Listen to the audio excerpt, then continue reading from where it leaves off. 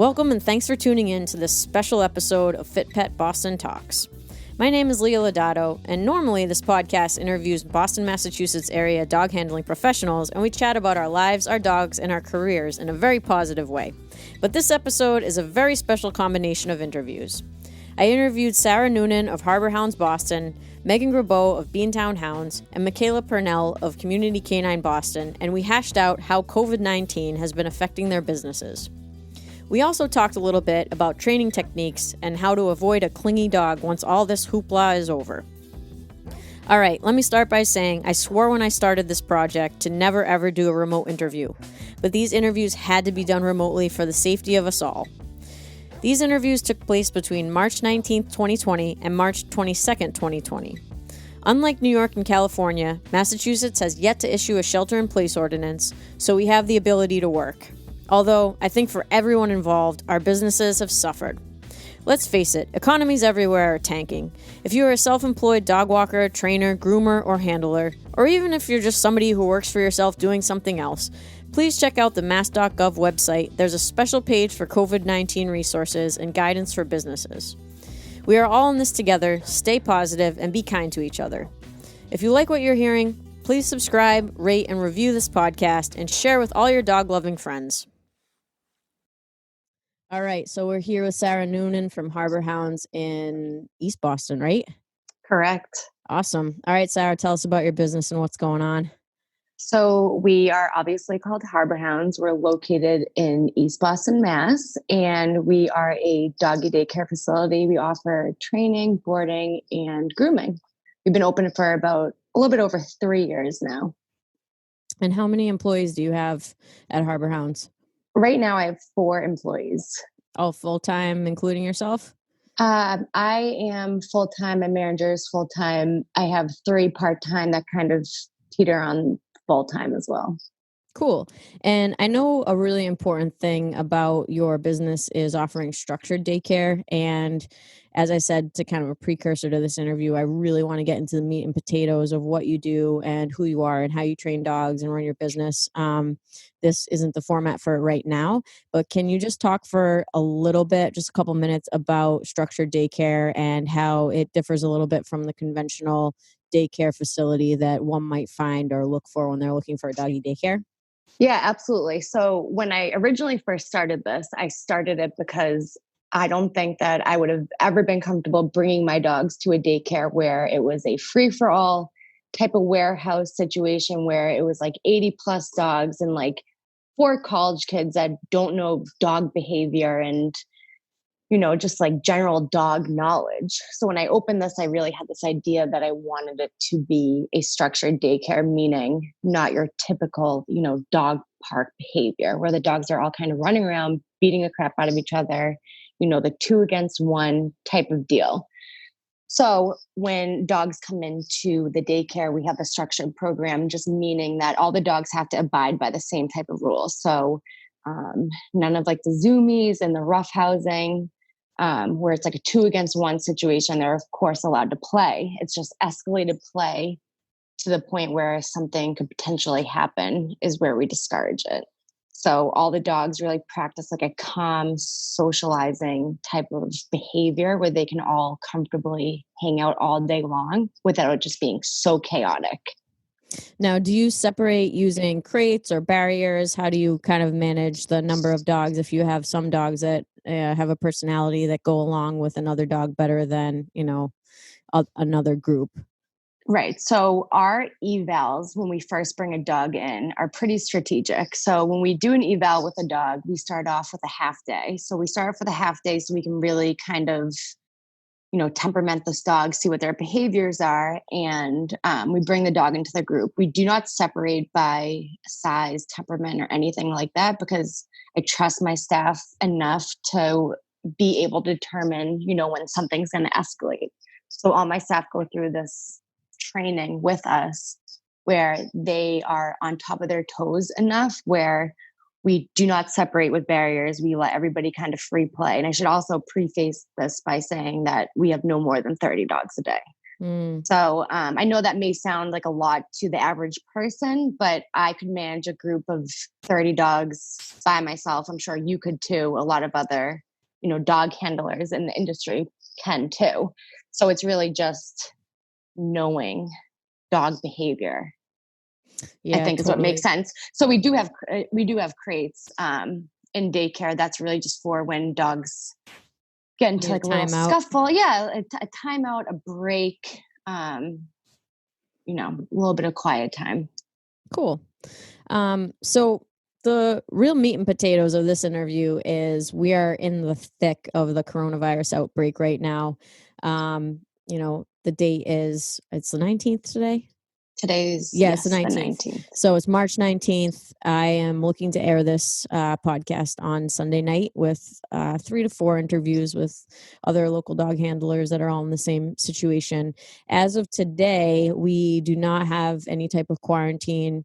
We obviously have a pretty restricted schedule at the moment, just socially. So we're told to socially distance. I think that means different things for some people than others, but our dog businesses are still up and running, and a lot of our customers are working from home and have the availability that they didn't have before to take care of their dogs. So I think a lot of us have seen a drop off in business, and who knows what is going to happen in the coming week. I think we're pretty much going on a day by day basis, waiting on the higher ups to, tell us what to do and what we can do.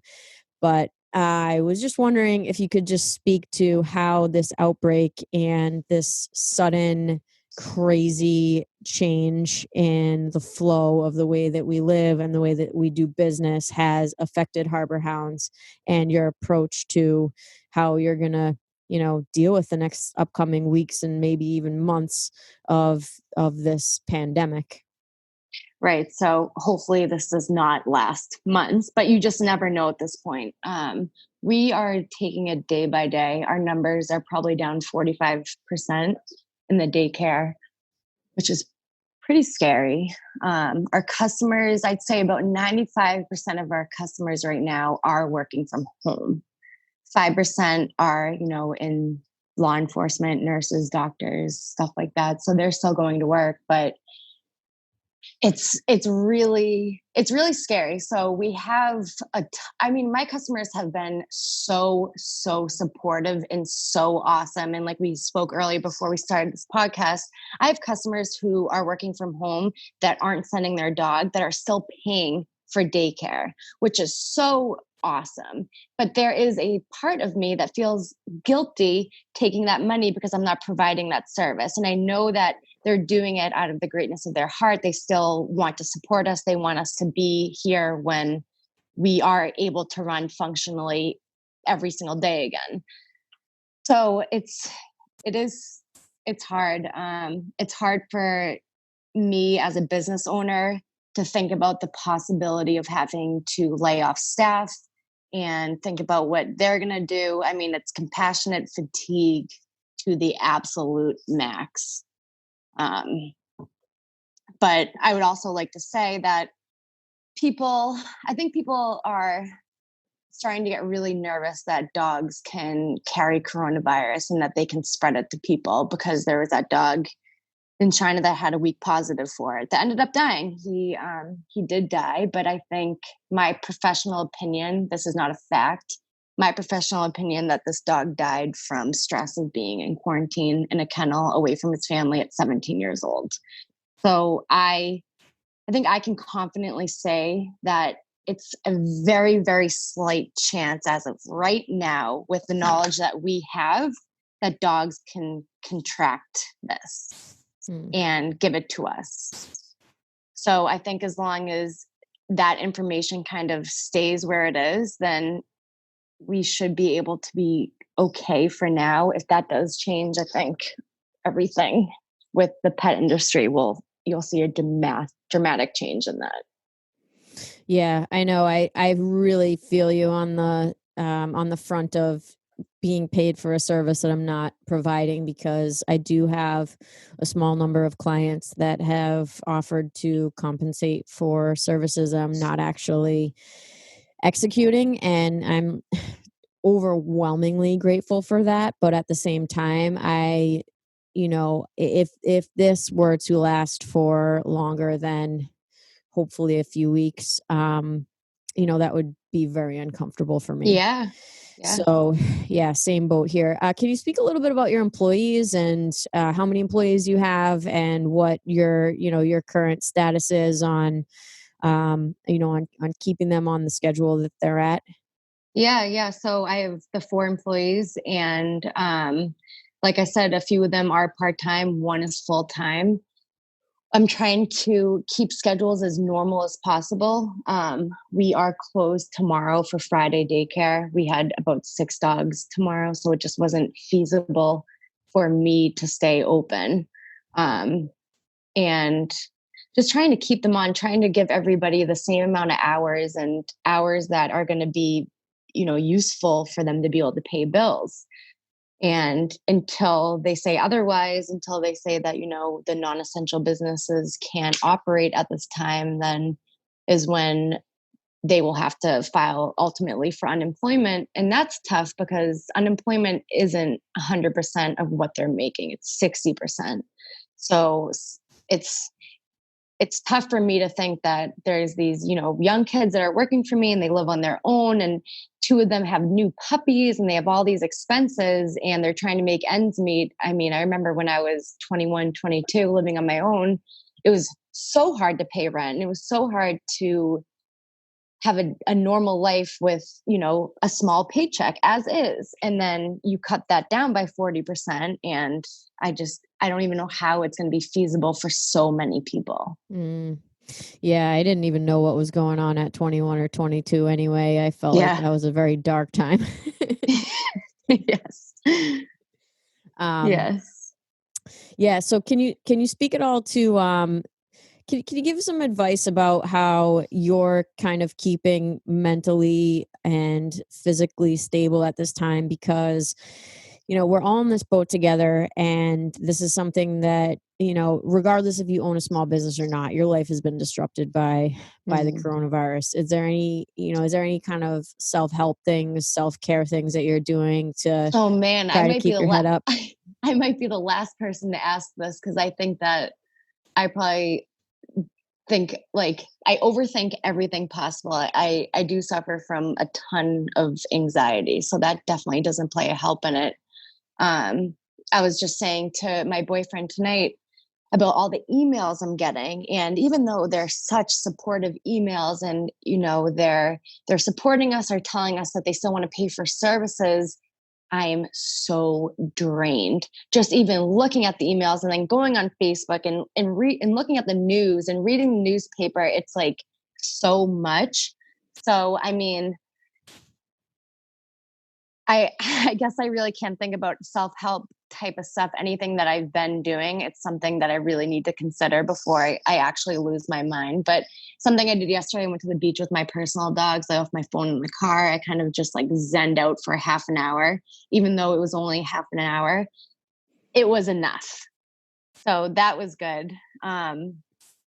It's tough. I feel like I can tell everybody else that they need to, worry about their mental health right now. They need to disconnect. They all need to take time for themselves and just like stay focused. Let's ride this out. Let's all do this together. And then at home, I'm like, I don't know what to do. Yeah, I know. We've been taking time with our own dogs as well. We have been hiking every night, especially now that it's getting light out. It's been like pretty much the highlight of my day to connect with my spouse and be able to spend some time with my dogs. And yeah, I know I'm lucky this week. I was able to do a bunch of walks. Don't know what that's going to end up looking like in the next couple of weeks. I feel like this is just totally a situation where we are in constant flux and just waiting and watching and listening to that press release that gets released at 11:30 every morning. Yeah. And everything is so fluid at the moment that, things are changing daily. So I say I'm going to change my hours. I'm going to have people pick up at 5 instead of 7 o'clock just to be able to pay our overhead, cut some some hours here and there so we can afford to stay in business. And I'm like, that could even change by tomorrow because everything could be shut down. So no matter what you say, it's all so fluid. Yeah. And I think I really want to be able to, in a kind of weird, cryptic way, document all of this stuff that we are going through. I never want us to look back on this time and be like, oh, it was no big deal. We got through it. Because as you just outlined, you're dealing with a severe amount of mental stress. And additionally, you feel a responsibility for the 4 people that are working for you, and their livelihood and their lifestyle depends on the business that's coming through. So I never want us as a industry or as like a society to look back on this time and be like, hey, it was like kind of shitty, but we all got through it and rah rah. I mean, this is some serious stuff, and it is, it's important for us to connect and realize that we are in the same boat, and that we can support one another even if it's virtually like we're doing right now. And just know that from the very limited exposure I've had, because I'm not a doctor or a scientist, but if we kind of follow through with the social distancing and keeping others in mind and not worrying about our own, well-being for just a hot minute, it's going to pass. So yeah, exactly. That's been our kind of redemptive thing. And, my own dogs as well. Can you talk a little bit about your own dogs just as we're kind of finishing up here, just to put a bright light on the situation? Yes, of course. I have 3 dogs. Phoenix, my Rottweiler, which you've met at the protection training that we've done at Falco. He's about 4 years old. And then I have a 3-legged. Where did you get Phoenix from? Just curious. So I actually rescued him, but he came from, it's such a long story. I rescued him from this crazy situation. It wasn't through a rescue group. It was like a Craigslist type of deal. And this lady scammed the breeder out of this money order. It was an actual crazy story for another day. We'll get in that later. Yeah. He came from an awesome breeder in Colorado that I actually got in touch with, and I'm still in touch with to this day. And she's awesome. So he's a California or Colorado boy. And then I have a 3-legged pit bull that I rescued. She was a foster fail. And then I have a 10-year-old mutt that I found on the side of the road in college when he was like a month old. Oh, wow. Where did you go to school? I went to school at St. Leo University. It's a little bit north of Tampa. Oh, wow. Florida. Yeah. So there's like just dogs walking around sometimes, right? Oh man, the amount of stray dogs I collected and hoarded in my tiny apartment in Dade City was astronomical. Yeah.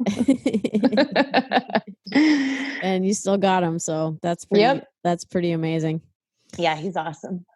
Good. All right, Sarah, thank you so much for spending some time with me talking about what's going on. I know this is a super stressful time, and we are going to sit down when all is said and done and have a heart-to-heart about, what's really going on. But I really appreciate it, and I'm glad to see you and glad to see that you're well and healthy as well. Yeah, thank you so much for having me. Very happy to be here and be able to talk about this. Yeah, no problem. All right, we'll talk soon. All right, talk to you later. Goodbye. All right, bye.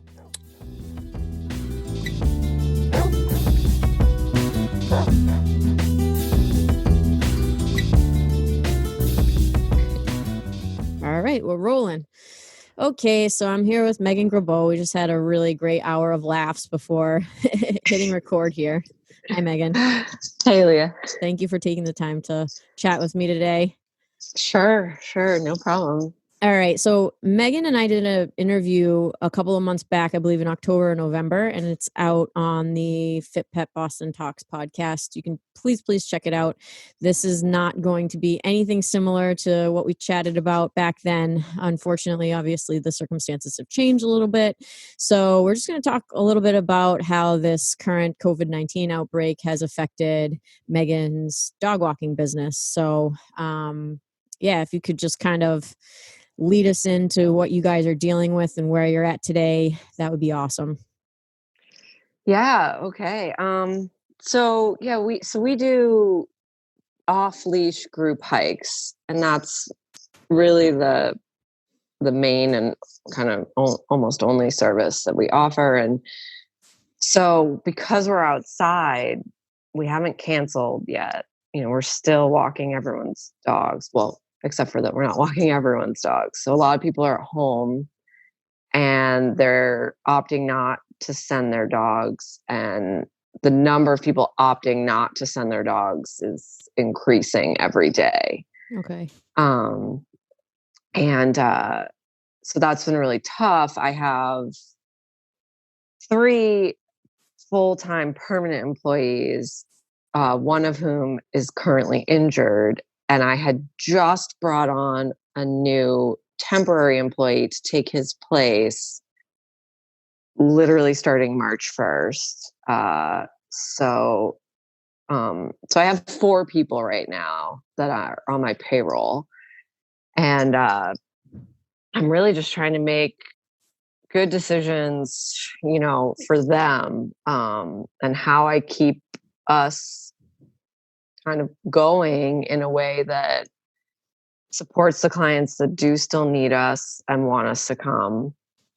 But also, trying to keep an eye towards like what is realistic from a business perspective of having 4 of us walking. I mean, I actually have been home most of this week because we haven't had enough dogs to justify all of us working. And I always cut myself first. It's just always been my, the way I've handled things. Every summer it lightens up. I mean, that's pretty standard for the business.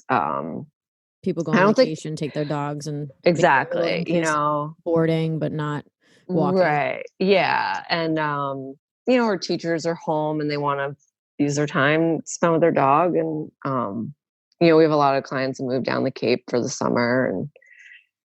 And, so, every summer I usually end up home a lot more because I'm, and I justify it by doing kind of like the administrative management stuff.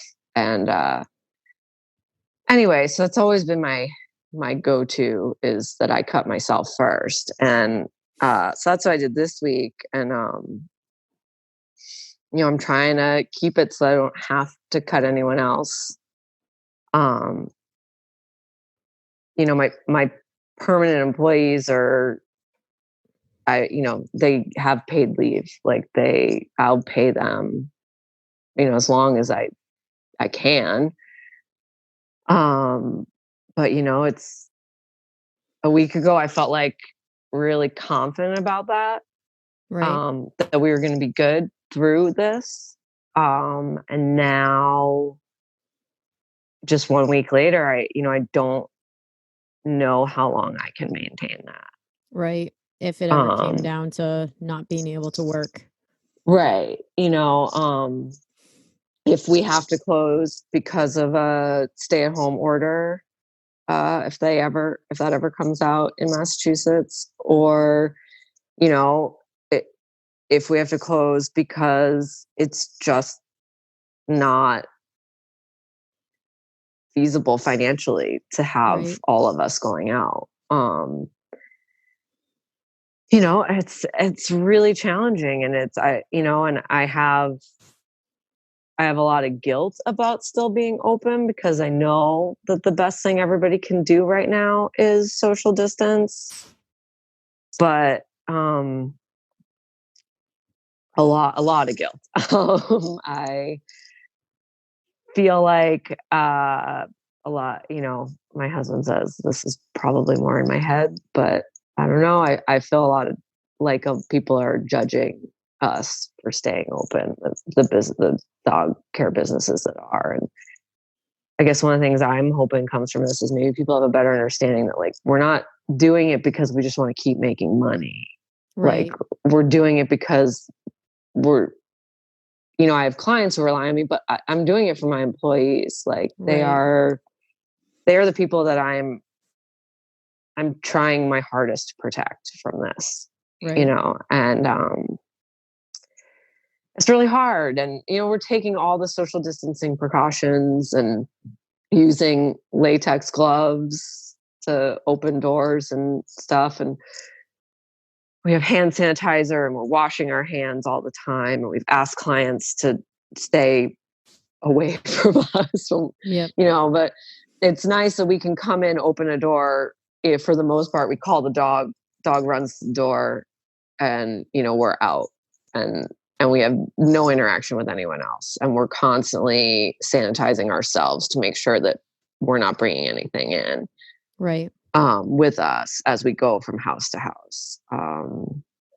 Yeah. And I think to kind of put your mind at ease, that's something that I thought a lot about actually after you contacted me. So today is Friday, March 20th. And last Thursday, I believe you reached out to me and asked what my plan was. And at the time, I hadn't really thought about it because I didn't think that the situation was so dire. And there were I think that might have been the day that Massachusetts declared a state of emergency, but it took a while for the federal government to kind of catch on and just say like, yes, social distancing is a must and we need to practice this. So in my mind, when I started trying to think about like, can I actually do this properly? I thought the answer was yes. And, I read your post and I definitely took some cues from that too. And, like simple things like leave the leash near the door. If there is a hand washing sink, please just make sure that it has soap and all that other stuff. And I do feel like my customers also know that, I'm just in and out normally quickly anyway, but I also can, talk a starving dog off a meat wagon. So I just kind of had to put it out there. Like, if we are going to talk, let's go outside. And I have to say everybody has respected that a lot. And obviously I have less customers than you do because you just have more walkers and more reach and such. But, I do feel as though doing everything that we're supposed to do, we can protect ourselves. And I feel a lot worse just going shopping to get my food. That to me anyway has been a huge source of anxiety. I haven't seen a friend or a family member face to face for over a week. Yeah. And, when I go to these supermarkets, I went last Friday and then Laurie and I just went today to pick up a few things. So we should be good for quite some time. It's way more stressful than picking up dogs. Because I just don't have as many controllables. Like when I pick up a dog, I can control what I touch and I can sanitize what I touch and I can, control when I leave and, and I even use my own equipment. Oftentimes I don't even use the leashes that the dogs have. Yeah. We've always used our own leashes, but that's more because I don't want to lose anybody's like special favorite leash in the woods. Right. Because that's the one we would drop. So we just use our own anyway, which has turned out to be, really useful in this pandemic life. I guess who knew? But yeah, I mean it's been so challenging and trying to be there for clients who need it as well. Who have essential jobs that are, looking for they have to go to work. They're, doctors, and doctors and first responders and stuff. Yeah, first responders, and it's, if we can give them a tired dog, and I've been trying to kind of brainstorm if we do go into like a stay-at-home order, is there a way we can help those people? I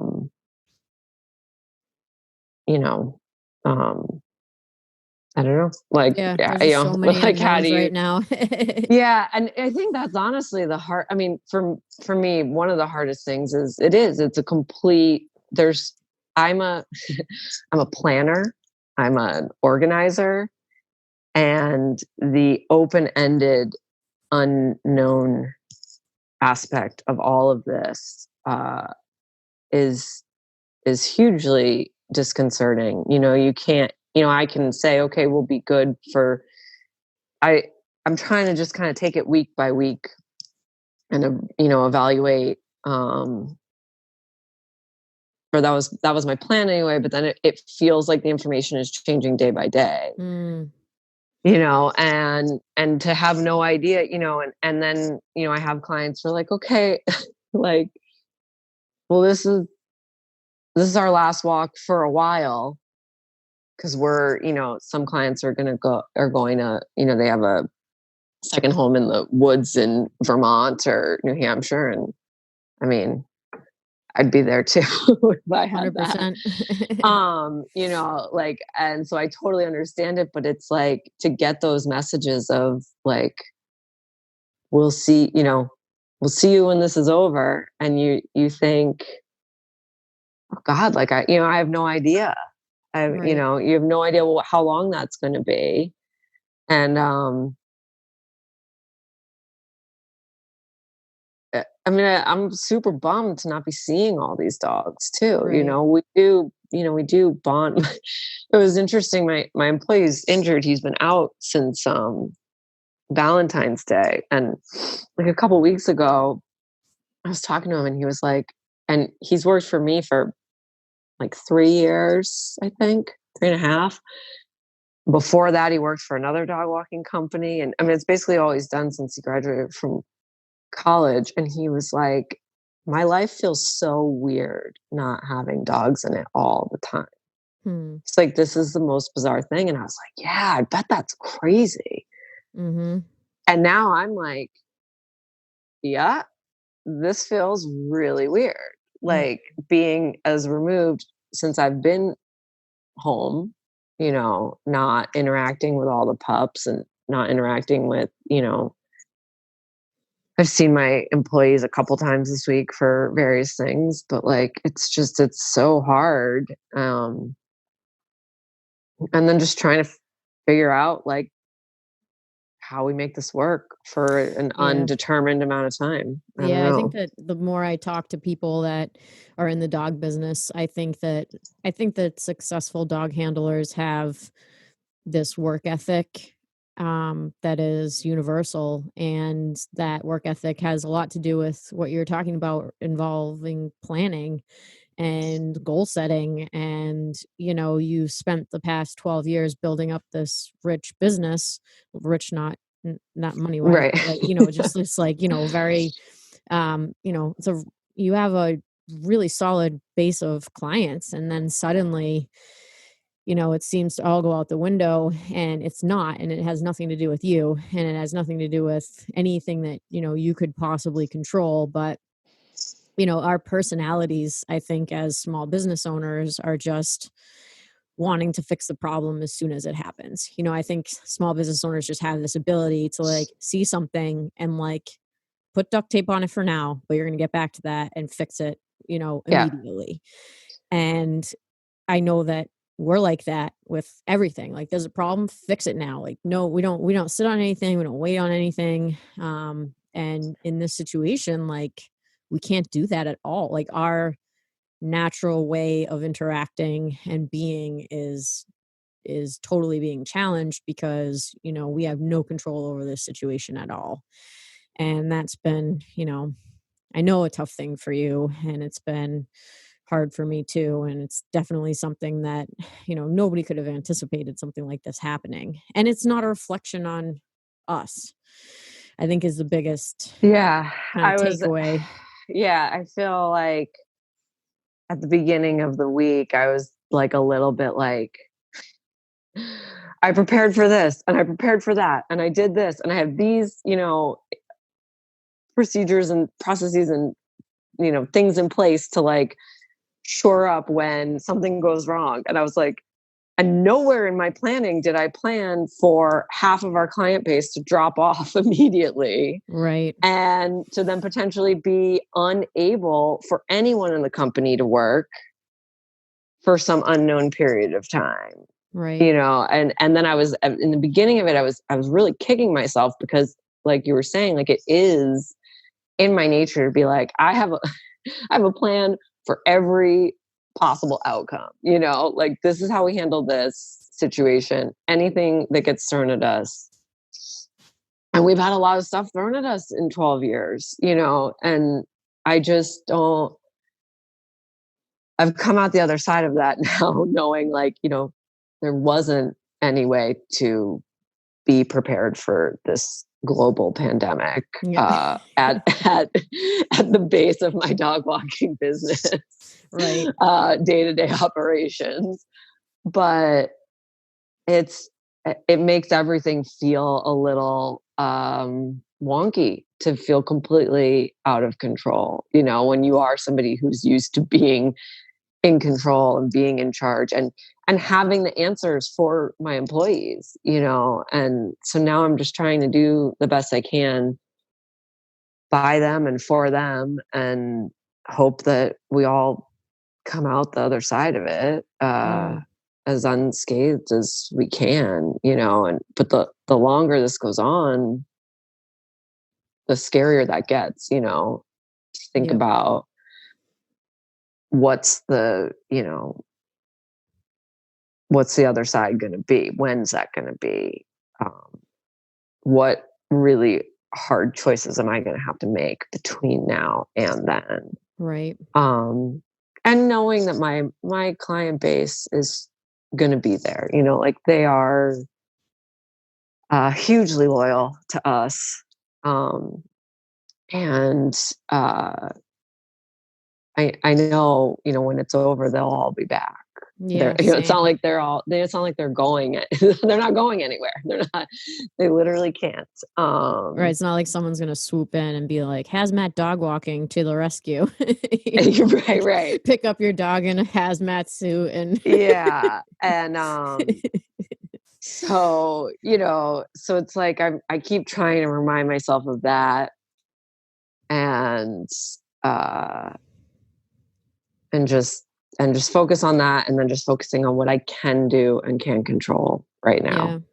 Are you taking any me time? Is there anything you've been doing for? I know we talked about delicious IPAs. And yes. Yeah. They have come to the rescue, trying to keep the IPA enjoyment to a minimum, but still support my local breweries as much as I can. Wait, while we're on the topic, do you have a favorite IPA? Oh God. I don't know. Oh, okay, let's talk styles first. Well, so locally in Framingham, we're super lucky. We have Exhibit A. Yeah. Good. And then we also have Jack's Abbey with their Springdale is their like barrel aged, and they're both awesome. Jack's Abbey, by the way, this day after Framingham schools closed, was offering free pizza to all the kids that normally get their food through school. Oh. So shout out to Jack's Abbey. Shout out to Jack's Abbey. Seriously, that's awesome. When this is all over, everybody go buy some beers from them. I actually think delicious. I think it is, and I actually think they're doing curbside takeout for beer and food right now. But locally, that's like those are our go-tos, and Exhibit A is, and if you have not enjoyed their beer garden outside in the summer, they get some good food trucks, and that's kind of, oh crap. That's okay. I can still hear you. Okay. There was a phone call came. Are you like a dry IPA person, or are you liking the New England style stuff? Or I have very strong opinions about this, by the way. Oh, okay. I'm a big hop head. I have loved like really hoppy beers for a long time. So a friend of ours brews beer, and he had us over several years ago, and he was going to brew an IPA, and he handed us some hops to just eat. Ooh. as a joke. And I ate it and was like, oh, okay. And he was like, come on, you're supposed to think it's disgusting and bitter. And I was like, Like, it this tastes is what like salad. I was like, this is fantastic. This is what I look for in a beer. Can we just make me a hop as a beer? So yeah, I don't know. It's, I get overwhelmed with all the Choices. options these days, but, I'll try any IPA once. It's pretty rare that I think it's undrinkable. Do you have like a desert island beer? Like if you had to drink the same beer until forevermore. I mean, don't make it that extreme. Yeah. But you're going to get rescued in an undetermined amount I'd say time. it'd probably be either Lamplighter, one of their IPAs, or Trillium. They're both doing awesome IPAs. But I mean, they have so many, and I don't think I could actually tell you the difference between all the different Trillium IPAs. Yeah, I think they all just taste super fresh. I think that's the thing about Trillium is like you have to get a good fresh. I'm not into the New England style, like the super cloudy, unfilled. It's like real chewy and dehydrating, Yeah. It tastes like orange juice mixed with, I don't know. I just am not a fan. I like dry. Like I think my desert island beer is like Sierra Nevada, just like a run of the mill. Like this is a dry, delicious. Sierra Nevada was our gateway beer in college. That was our like craft beer like entry in college was what we started, like how we started drinking it. I love at the bottom of the can where it says like family owned and argued over. Yeah. We used to, I mean, that was like when, we wanted to step it up from the like whatever swill we were drinking all through college. Yeah. Oh, I think we were Milwaukee's best. Woo! Yeah. Oh my God. Oh, but anyway, yeah. So Sierra Nevada is always that's a nostalgic favorite for me. Same. A good one. I think, I think that the Torpedo was one of the first like IPAs where I was just like, oh, this is really a lot more than I was expecting. But yeah, the newer stuff, some of it, like I just have there's one out now. I don't know if it's Cloud Candy or there's Pulp Daddy. Yeah. Oh, man, it's brutal. It's like you need like a tall glass of water with it. Yeah. It's just like balance everything out. Yeah, for sure. And Cloud Candy is their Mighty Squirrel. Yeah. In Waltham. Yeah, they have a triple IPA. So I will say I can't normally go into that area of like it's a little, like it's just you get over like 8% and you're losing the like drink for enjoyment. Like it's just, it can be, I find it kind of brutal, but I will say that Mighty Squirrel, I can't remember what their triple IPA is called, but it is the most drinkable IPA I've ever found. Yeah, I'll have to check that out. I find myself in Waltham frequently, so I'll give it a try. But all right, Megan, thank you for hanging out with me today. It was like super, super good to see you. It was good to see you too. And virtually. Thanks for introducing me to Zoom. So now I can virtually hang out with all my friends. I think that it's going to become the new norm. Yeah. Unfortunately. All right. Well, thanks for chatting. Okay. Bye-bye. Bye, Megan.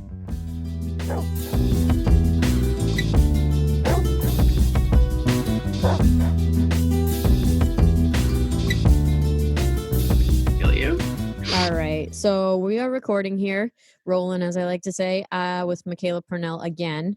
And if you're just tuning in to this podcast, please go back a few months ago. I did a really awesome podcast episode with Micaela, and we talked about dog training and her business.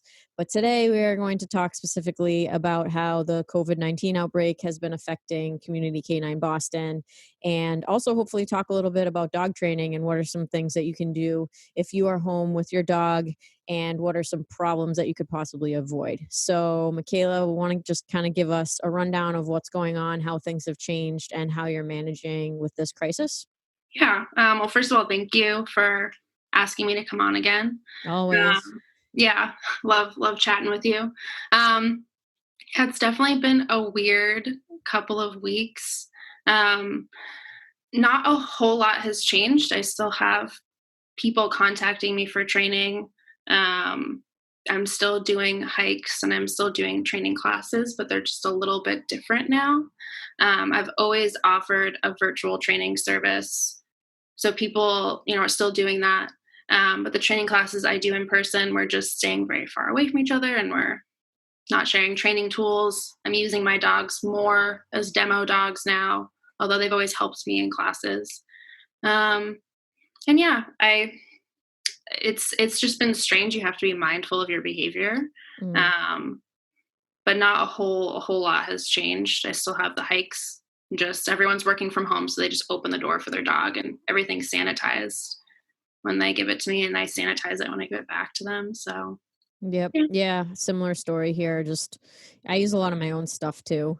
yeah, But, like no leashes. They don't give me leashes. I use my own leashes. Yeah. Yeah, I definitely am trying to keep, and also my clients like to talk and I'm a huge talker. So that's been just a very quick encounter at the door. Yeah, I'm kind of like shouting from my car has been the thing. Really, all the dogs are really good, so they can just open the door and the dogs just run to my car. Right, and so I'm just shouting from my car, "How are you doing? You okay?" Like we'll chat to check in.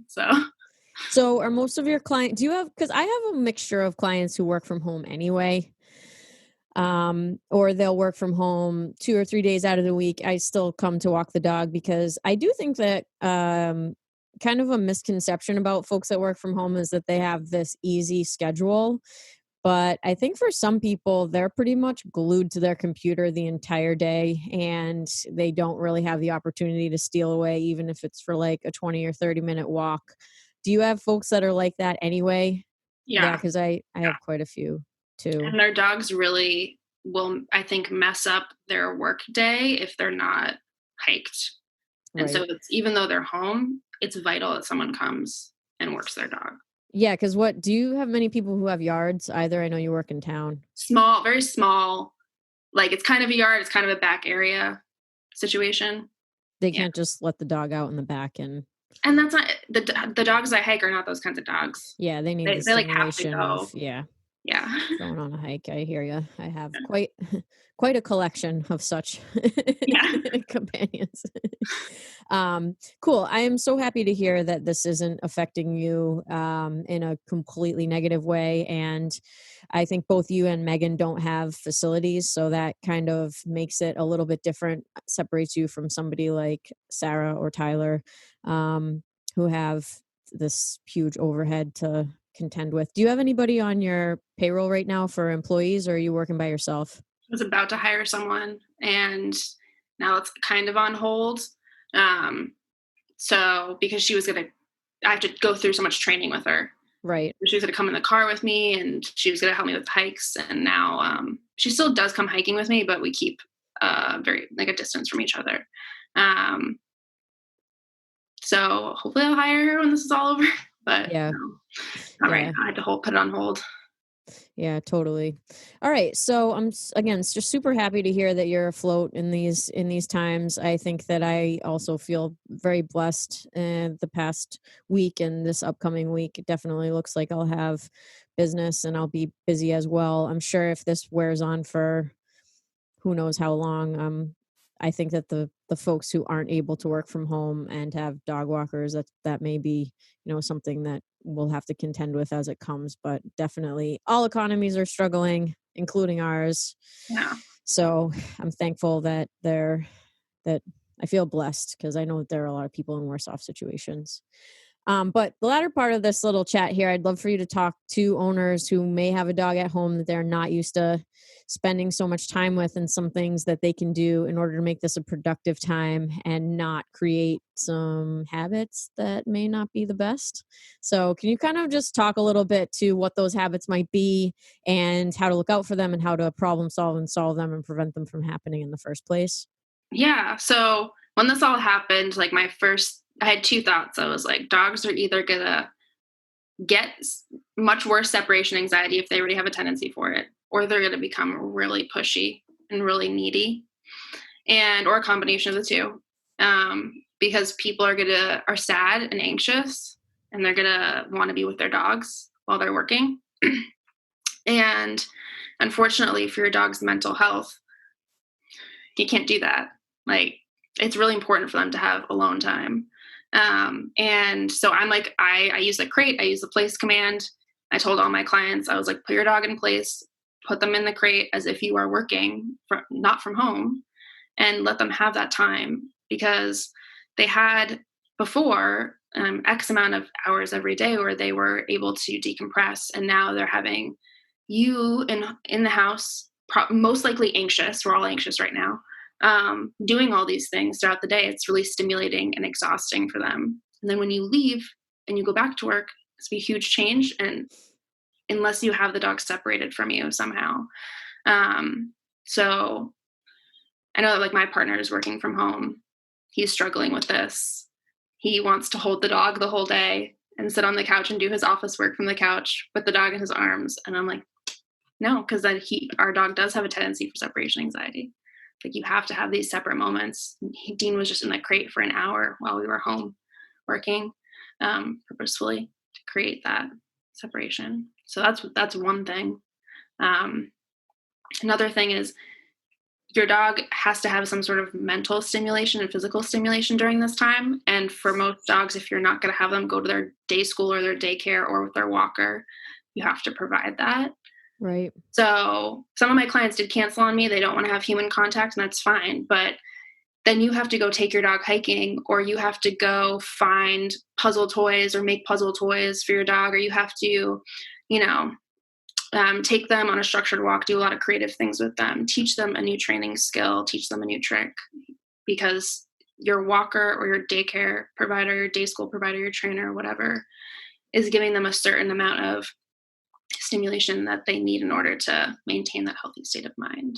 So separate from your dog, but also give them good mental, physical stimulation. Those are my suggestions. Yeah, totally. Have you been able to spend more time with your own dogs at all in the past week, or are you it's still pretty busy? Yeah, I haven't really. And yesterday I was actually, my day yesterday was very light. So I was able to spend a lot of time with them, which was really nice. But no, mostly it's been like I'm worried that my dog will have separation anxiety issues when Taylor goes back to work, because he is going to be here, I know, until at least April 6th. And I know that he wants Dean on his lap. So that might be an issue, but I haven't been able to spend more time with them, unfortunately. Yeah, this past week I was able to take Ruben with me a little bit. And then yesterday we took them on 2 hour-plus walks. And it was awesome, but I really had to keep Ruben in the crate for the majority of yesterday afternoon, because if he's not, he's following me around the house, whining if he can't see me. Yeah. If I'm trying to get things done, if I'm just sitting inside my office, I can have him in place and it's fine. And I can even leave for a minute or two and he'll stay there. But if, I'm cleaning or doing anything where I'm moving around, being productive, he's just glued to my side, which I think is cool. But then if he's glued to my side and I shut the door to the outside and he's not able to follow me, and then he stands behind the door and whines the whole time, that's uncool. Yeah. So he spent the majority of yesterday afternoon by himself, and they're fine with that. I think that that's something that normal, I guess, pet dog owners, dogs don't necessarily have any huge behavioral problems, might think is mean, but it's part of their day anyway when you're not there, as you said. So creating that time for them is important, because when you do go home from work and, you haven't set up that structure, you may come home to a complete disaster once. Hopefully this will be over soon, but once that does happen, Yeah. I do have a lot of clients who work from home and then they start working out of an office and their dog destroys everything. And that's why they call me.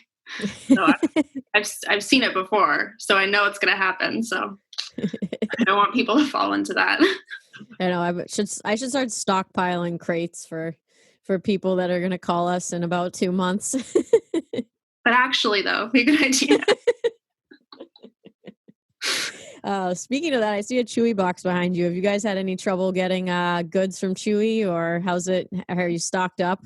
That's an old one. We're moving right now, so our house is kind of a mess. But I saw that it had the 4 to 6 day wait. And I mean, luckily we have a freezer full of dog food because we're crazy like that. Mm-hmm. And this is like an 8-pound bag behind me, so I'm good. But for all my clients, I give them like this email of all this stuff they have to do for homework, and then all these resources and all these things they have to buy. And a lot of those things are on Chewy for their dog, and they can't get them right now, which is a little frustrating, but it is what it is. It is what it is. Yeah, totally. Yeah. All right, cool. Thank you so much, Micaela, for talking to me today. This was awesome and always good to see you, even if it's virtual. And I always love a good training tip on the podcast as well. So I'm glad that we were able to see some silver lining and staying positive in this ridiculous time. Okay. Thank you so much. I really appreciate it. No worries. Thanks for having me. Anytime. That'll do it for our interviews today, everybody. Thank you so much for tuning into this podcast. It means so much to me to have your ear, and it means so much to the people that I have on, that somebody is out there listening to what's going on with their business and being able to be supportive in a virtual way. Hopefully the next interview that I do is not going to be under these same set of circumstances, and we can get back to regularly scheduled programming. That would mean a lot to me. It would take a huge load off of me. But in the meantime, once again, guys, please like, subscribe, rate, and review this podcast. I would love to see it get some steam. And also, if you know somebody that works with your own personal dog and you think that they're just amazing at what they do, please shoot me a DM or an email, leah@fitpetboston.com, and we'll have them on the show. I would love to get some people in here that I don't necessarily know of. There are tons of amazing dog handling professionals out there, so I'm dying to meet as many as I possibly can and build this network out as big as I can get it. So have a great day, everyone. Stay positive, be nice to each other, and I will see you next time.